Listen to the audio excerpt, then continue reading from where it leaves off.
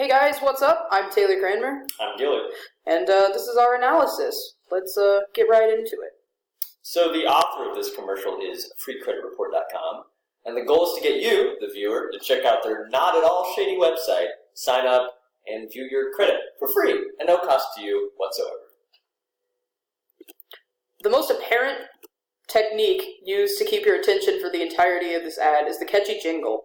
With a humorous tone and an easy-to-remember chorus, freecreditreport.com does a great job at leaving a lasting impression.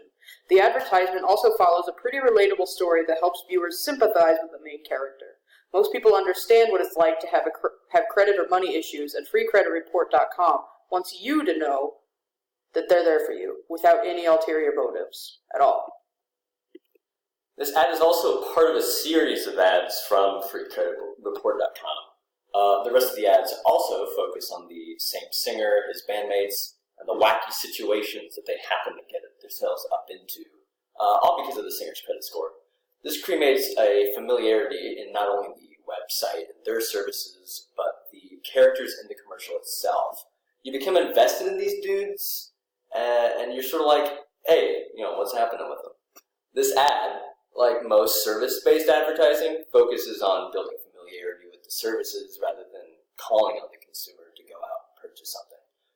All of the elements and the techniques are intended on imprinting the potential consumer so that when they think about going up and making a big monetary decision, they think about freecreditreport.com.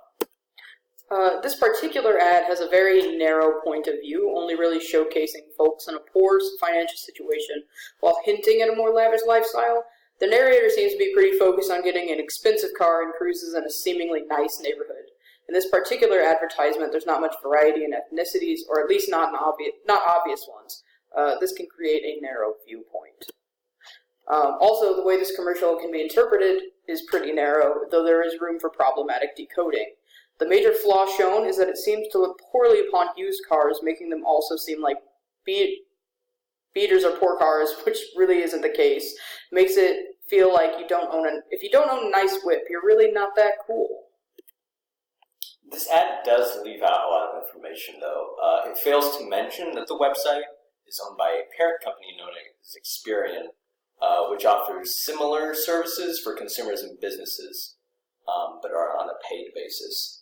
It also fails to clarify whether their service is always free or whether it's a one-time thing.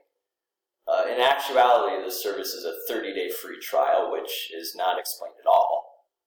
And from then on, after every other month, it's $12.95. If you don't cancel it before then, this little detail that was left out actually is the cause of a major lawsuit that happened back in the early 2000s. And that's all we've got for you guys. Hope you enjoyed. See ya!